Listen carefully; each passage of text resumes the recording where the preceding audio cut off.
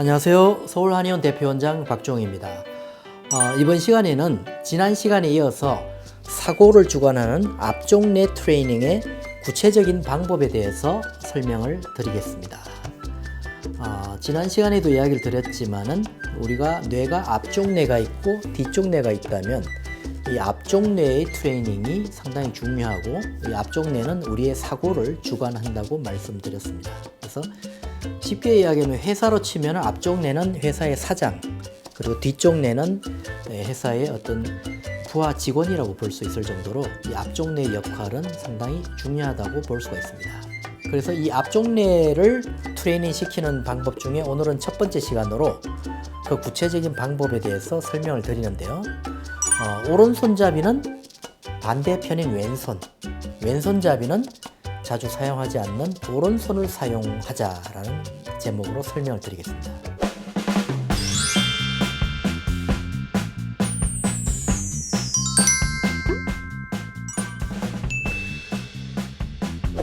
오른손잡이가 왼손을 사용하려면 뭔가 어색하고 잘 되지 않는데 이런 어색한 편의 손을 사용할수록 이 앞쪽 뇌는 트레이닝이 된다는 의미입니다. 그리고 왼손잡이는 왼손만 사용하는데 반대편으로 잘 사용하지 않던 오른손을 사용하면은 이 전두엽이 강화된다는 그런 내용입니다.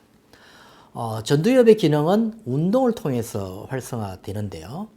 그런데 여기서 말하는 운동이 우리가 흔히 상상하는 달리기나 몸을 크게 움직여 땀을 내고 심장 박동수를 높이는 강도 높은 운동을 필요는 없습니다.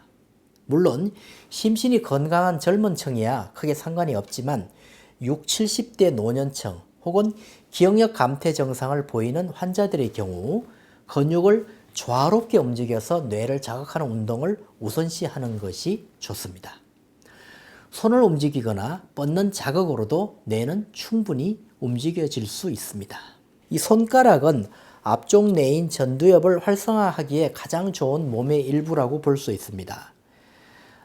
왜냐하면 이 손가락 근육의 움직임, 지압점의 자극을 통해 뇌 운동 피질 중 약 20에서 30%가 영향을 받기 때문입니다. 특히 전두엽 중에서도 전전두엽이라고 해서 더 앞쪽 부분에 있는 쪽으로 통하는 혈류가 증가하기 때문에 그렇습니다. 2, 3세 아이들의 지능과 소근육 발달을 위해 블록 쌓기 놀이를 추천하는 것도 같은 이치라고 볼 수가 있습니다. 이때 가능하면 평소 사용하지 않던 손을 의식적으로 사용해 보는 것이 이 앞쪽 뇌를 강화시키는 데 도움이 될 수가 있습니다.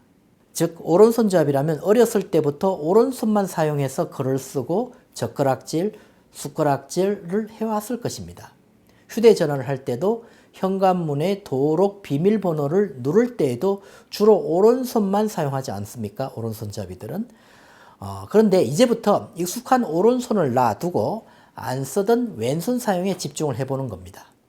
그렇게 되면 뇌신경세포를 고루 자극할 수 있고 앞쪽 뇌인 전두엽 기능을 더욱 강화시킬 수 있기 때문입니다. 처음에는 동작이 어색할지 모릅니다. 그만큼 어떤 행동을 수행할 때 시간도 오래 걸리고 실수도 잦아질 수 있습니다. 하지만 그 어색한 느낌 자체가 뇌를 자극하는 영양제가 된다는 사실을 잊지 않았으면 좋겠습니다. 오른손, 왼손을 완벽히 바꾸는 게 어렵다면 주로 사용하던 손가락만이라도 바꿔보길 권합니다. 예를 들면 휴대전화를 사용해 메시지를 입력하는 손가락을 엄지에서 검지로 바꿔보는 이런 식입니다. 중지, 약지 등을 다양하게 활용해 눌러보는 것도 꽤 효과적입니다. 물론 손가락을 제어하는 과정이 쉽지는 않지만 그만큼 뇌에는 훌륭한 자극이 되기 때문입니다. 휴대전화나 컴퓨터, 태블릿을 이용한 게임은 아무런 효과가 없을 수 있습니다. 뇌가 다 발달하지 않은 아이에게 스마트폰이나 태블릿 PC의 노출을 최대한 늦춰야 하는 것도 같은 이유입니다. 인간의 인지 능력 발달에 기여하는 이 앞쪽 뇌인 전두엽은 시각적인 자극으로는 그다지 활성화되지 않기 때문입니다.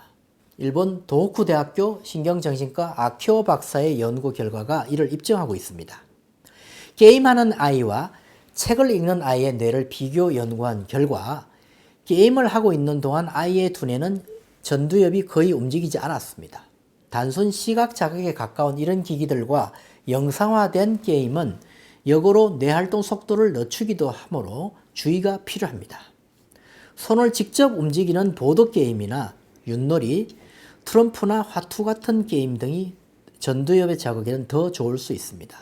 주사위를 던지거나 말을 움직이고 카드나 패를 만지면서 머리와 손을 동시에 많이 쓰게 되므로 전두엽 자극은 물론 집중력과 기억력을 강화시키는 데도 도움이 되기 때문입니다. 평소 안 쓰던 반대쪽 손만 사용하는 것이 불편하다면 양손을 함께 사용하는 활동은 어떨까요? 양손을 사용해서 하는 피아노나 기타, 우쿨렐레 등과 같은 악기를 연주하는 것도 전두엽을 강화시키는 데 도움이 될 수 있습니다. 손을 움직이는 동작에 새로운 학습이 더해져서 전두엽 강화, 뇌 자극 효과를 동시에 기대할 수 있기 때문입니다. 이 밖에 뜨개질이나 컴퓨터 타이핑 등도 전두엽을 강화시키는 데 효과적이라고 볼 수 있습니다. 예를 들어서 오른손잡이가 왼손잡이가 오른손과 같이 안 쓰던 손을 사용하는 방법에 들어갈 수 있는 것은 양치질, 글씨 쓰기, 휴대전화 조작하기, 숟가락질, 단축 끼기, 컵 들기, 머리 빗기, 물 마시기, 과일 먹기 등이 해당될 수 있습니다. 이런 동작들을 할 때 오른손을 사용하던 사람은 왼손을 사용하던 사람은 오른손이라는 반대손을 사용해 보는 것도 도움이 될 수가 있습니다. 아까 이야기 드린 안 쓰는 손 사용하는 것도 전두엽 강화에 도움이 되지만 양손을 동시에 활용하는 것도 역시 도움이 됩니다. 그 방법에는 뜨개질이나 컴퓨터 타이핑, 악기 연주, 실뜨기, 공기놀이, 윷놀이 등이 해당됩니다.